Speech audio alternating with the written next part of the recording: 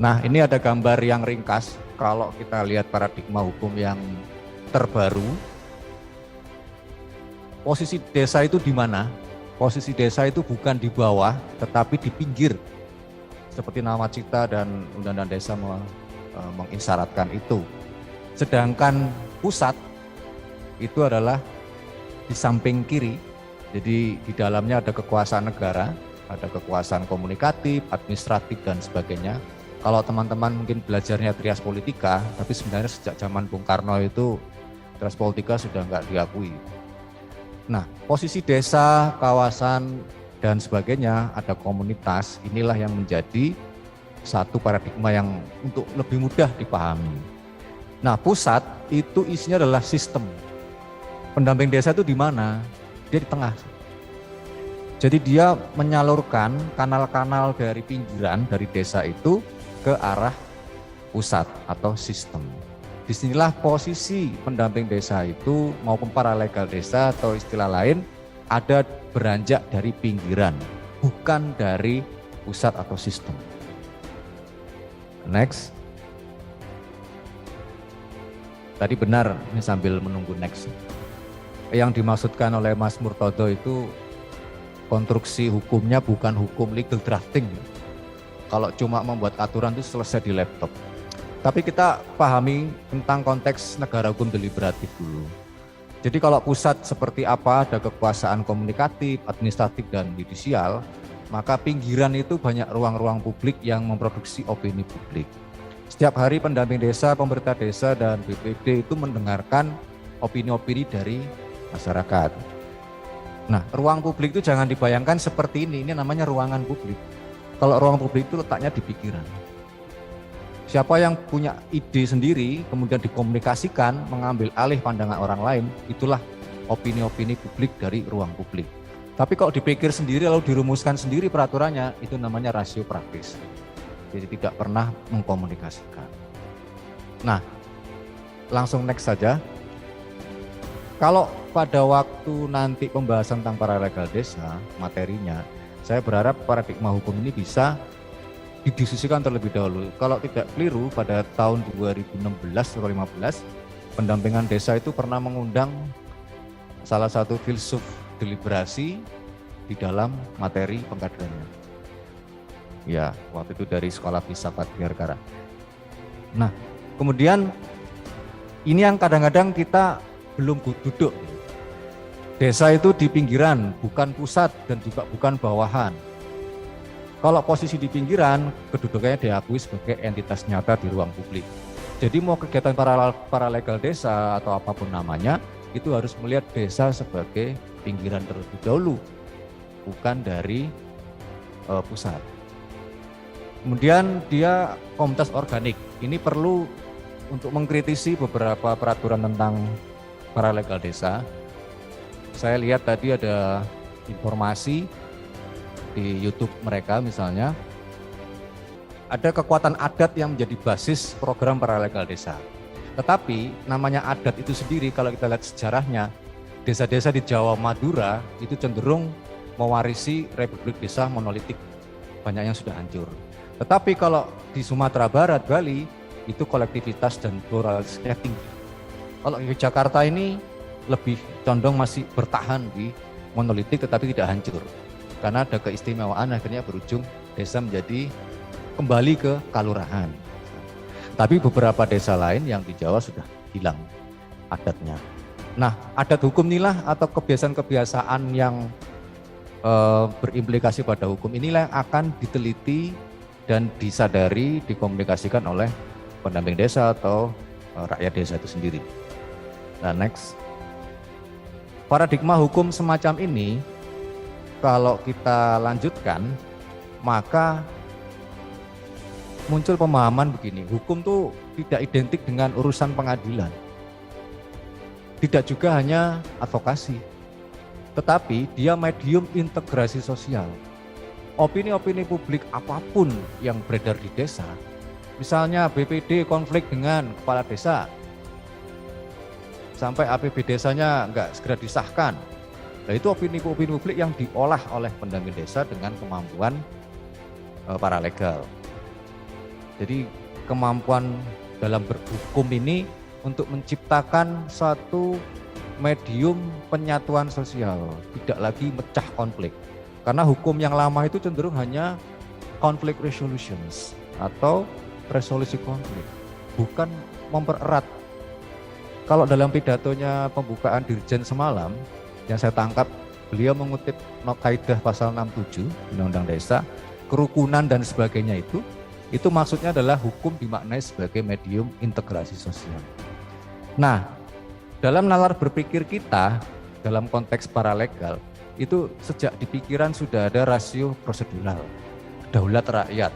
Apakah paralegal desa ini dari rakyat desa, oleh rakyat desa, untuk rakyat desa? Kalau bukan, kalau sekedar proyek, dari proyek, oleh proyek, untuk proyek, mungkin cuma selesai 1 tahun anggaran. Tapi kalau ini dari rakyat desa dan seterusnya, maka dia bisa berjalan. Nah, poin 2 di slide ini kan cocok lah untuk gayanya Mas atau Bung Gunawan. Kalau menggunakan nalar prosedur, selama usulan peraturan itu tidak sesuai dengan kedaulatan rakyat, tolak. Undang-undang CK, tolak. Misalnya kalau Bung Gunawan kan sidangnya sampai MK itu, tapi uji formil. Nah, dalam sejarah ini kalau kita ringkas, ada perdebatan panjang sehingga hukum itu dalam Undang-Undang Desa dimaknai sebagai praksis-praksis rekognisi dan subsidiaritas. Nah, next. Dari titik beranjak rekognisi dan subsidiaritas, kita mulai bisa membedakan apa sih paralegal desa dan paralegal berdesa yang saya coba ciptakan. Kalau kita lihat secara normatif, ada banyak keterbatasan tentang paralegal desa itu. Yang pertama, paralegal itu menunjuk pada orang yang berasal dari komunitasnya, masyarakatnya, atau pemberi bantuan hukum yang sudah mengikuti pelatihan, tidak berprofesi sebagai advokat, dan tidak secara mandiri mendampingi penerima bantuan hukum di pengadilan. Kita uji sekarang definisi ini. Apakah pendamping desa itu berasal dari komunitas desa? Kecuali dia lokasinya memang di situ. Tapi kok diputar-putar kena relokasi, kan lepas dari komunitasnya. Jadi dia sebuah profesi. Nah, kemudian pemberi bantuan hukum, apakah pendamping desa itu lembaga bantuan hukum atau ormas? Kalau ada asosiasi pendamping desa, mungkin bisa saja dia bergerak memberikan bantuan hukum. Lalu yang penerima bantuan hukum ini dalam Permen Kumham itu dinyatakan orang atau kelompok orang miskin. Perspektifnya sangat penduduk, bukan rakyat. Kan sangat terbatasi. Jadi guyonannya kan, kalau saya butuh SKTM dulu ke Pak Lurah, Pak Desa, surat keterangan miskin. Kalau miskin baru dibantu, kalau enggak bisa. Nah, ini keterbatasan paradigma hukum yang lama. Tapi apa yang masih bisa kita ambil dari situ? Di next, saya mencoba membuat matriks yang membedakan antara paralegal desa dan paralegal yang menganut mazhab berdesa. Yang pertama, paralegal desa itu sebagai sebuah nama program. Kalau kita lihat peraturannya tadi, dia merepresentasikan masyarakat atau komunitas. Belum merepresentasikan desa sebagai kesatuan masyarakat hukum. Dalam desa itu ya ada masyarakat desa, ada pemerintah desa. Tapi kalau hanya masyarakat atau komunitas, maka program paralegal desa hanya bertujuan untuk membela atau mengadvokasi atau mendidik kelompok-kelompok kecil saja. Kalau saya dulu kuliah Kadarkum tuh guyonannya kadang sadar kadang kumat. Jadi enggak sadar-sadar sampai dibuat ditempel di desa-desa itu kan jadi prasasti kan program Kadarkum. Sampai sekarang enggak ada yang sadar, ya kadang kumat juga. Nah, kemudian rekognisi. Rekognisi ala paralegal desa itu cenderung formal dan ada pengakuan kompetensi oleh BPHN. Jadi teman-teman di sini seumpama itu sudah terdidik, dilatih menjadi paralegal, yang latih adalah pemberi bantuan hukum. Pemberi bantuan hukum itu adalah organisasi kemasyarakatan atau LBH. Maka berikutnya mengajukan pengakuan kompetensi.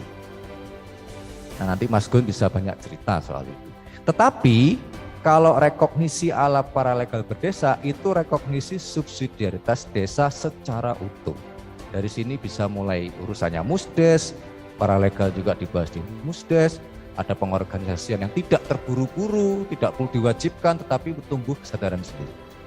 Kemudian aktornya paralegal desa itu pemberi BH atau pemberi bantuan hukum, bisa LBH atau ormas. Tapi kalau paralegal berdesa, bisa masyarakat desa dan pemerintah desa. Mengapa pendamping desa tidak saya cantumkan di situ? Karena kita bicara aspeknya kewenangan lokal berskala desa dan rekognisi. Jadi ini tidak mimpi menggerakkan dari pusat, tapi justru dari pinggirannya. Dan arena, kalau paralegal desa dalam Permenkumham cenderung desa hanya wilayah aktivitas, tapi bukan basis pengkaderan.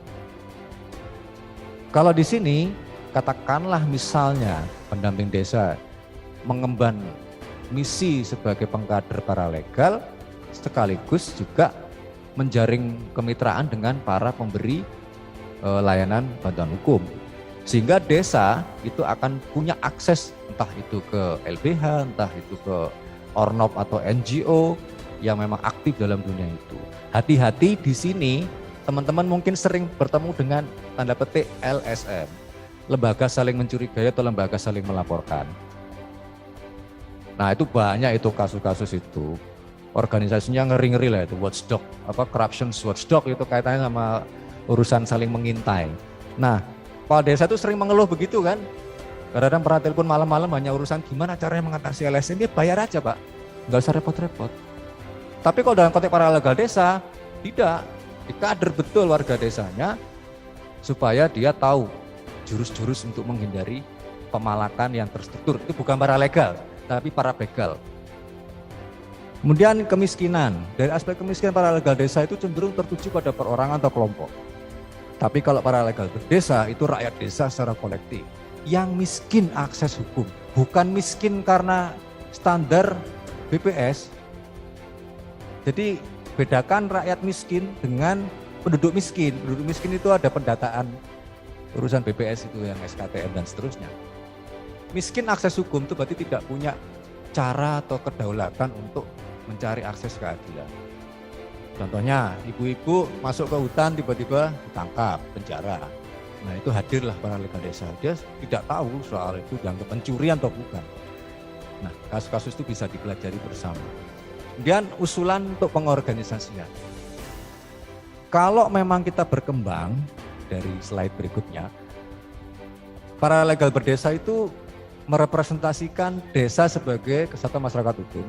Maka kalau kami mengusulkan pengorganisasinya tidak usah membentuk lembaga baru atau ternak kelompok, cukup yang mati aja dihidupkan lagi.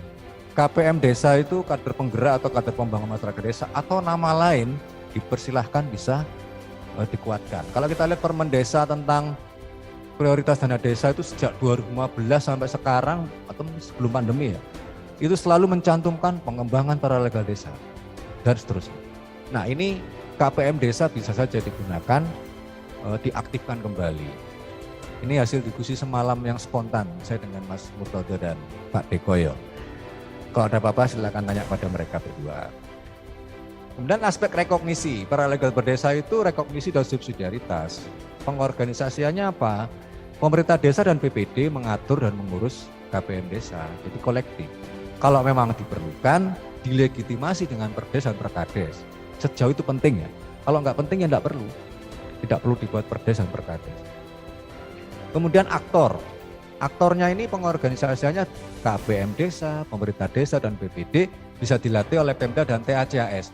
THCAS ini Complaint Handling Unit atau Complaint Handling System. Ternyata saya baru tahu di sini THCAS hanya Mas Joko saja.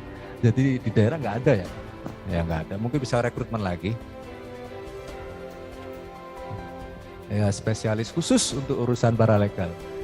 Kemudian arenanya, kalau desa sebagai basis pengkaderan, maka pengkaderan dibiayai, pengkaderan paralegal desa itu dibiayai APB desa. Alternatifnya memang, kalau kita lihat Permenkumham, baik nomor 3 atau nomor 4, itu ada struktur pembiayaan dari APBD untuk organisasi-organisasi yang memberikan koneksitas antara pemerintah daerah dengan rakyat, atau penduduk miskin yang dilatih menjadi paralegal desa. Nah, di sini untuk khusus masalah kemiskinan, Karena rakyat desa itu diasumsikan secara kolektif miskin akses hukum, bukan miskin ekonomi ya, tapi miskin akses, maka para legal desa itu bisa memfungsikan dirinya sebagai mediasi konflik internal, misalnya mediasi konflik antara pemerintah desa dan BPD.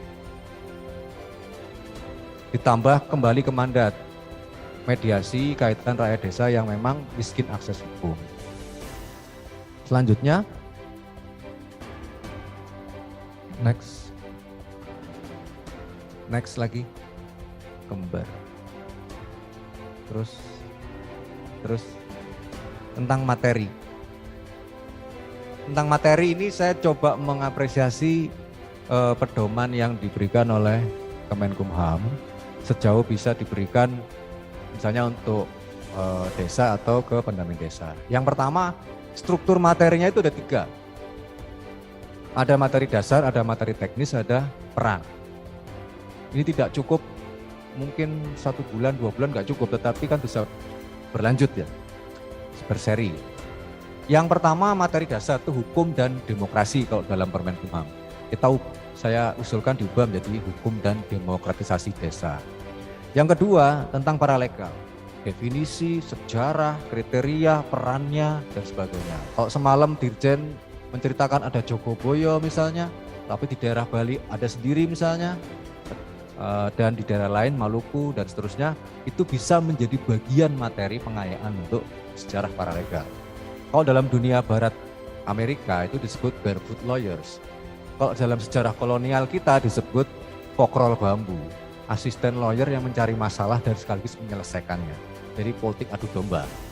Nah, makanya kita menghindari paralegal itu bukan mengikuti sejarah semacam itu.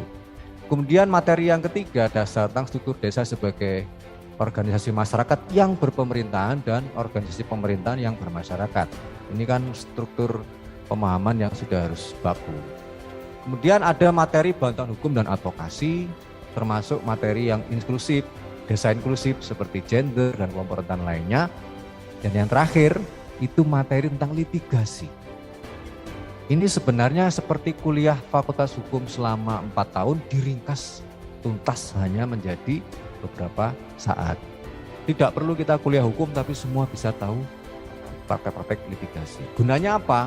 Misalnya kalau ada kepala desa ini, saya pernah kejadian di telepon, di kontak, dia pasca pilkades, kades itu berseberangan dengan sekdesnya, kemudian datanya dicurigai mengalami manipulasi. Kemudian polisi tahu, sita, sampai sekarang APBDes-nya nggak pernah jadi-jadi selama setahun. Nah ini apa yang dilakukan? Kalau menyewa lawyer jelas mahal. Tapi kalau ada paralegal desa, semua itu bisa dibicarakan di situ, tidak langsung masuk ke penyelidikan, penyidikan, dan seterusnya. Nah pendamping desa yang punya kemampuan, diandaikan punya kemampuan paralegal desa, bisa cukup paham tentang litigasi, tanpa harus menjadi advokat. Kemudian materi teknis, ini ada teknis komunikasi paralegal, teknis pengaduan, penyusunan kronologi, dan dokumentasi pelaporan. Ini memang kalau kita lihat materi Permenkumham itu cenderung bagaimana mencapai kalau sudah kasusnya itu diatasi di pengadilan, putusannya final, inkrah van viste, akan dapat satu imbalan sekitar 8 juta. Tapi kalau dibandingkan dengan pergerakannya kan uangnya nggak cukup. 8 juta itu terlalu kecil. Ini soal teknisnya. Kemudian peran, ada materi tentang peran. Bagaimana paralegal desa atau paralegal berdesa itu memberikan bantuan hukum. Tidak sekedar kasus-kasus konvensional seperti pidana, perdata, tata usaha negara dan seterusnya, tapi melangkah ke hal-hal struktural seperti reforma agraria, sengketa aset desa, aset warga, aset individu, dan sekaligus mediasi konflik rakyat desa. Nah sampai di sini dari usulan materi ini dalam satu paradigma yang lebih mendasar, maka paralegal berdesa itu menurut saya lebih masuk akal. Nah, bagaimana pengorganisasiannya? Yang pertama memang pendamping desa yang ada dan pemerintah desa yang ada itu membicarakan dulu apakah desa ini perlu dan penting kaitan paralegal ini. Kemudian yang kedua, Direktorat Advokasi dan Kerjasama Desa memang tidak sekedar berhenti di sini, tetapi kerja panjang untuk menyiapkan beberapa panduan-panduan khusus yang mudah dilakukan di tengah kesibukan daily report atau report harian.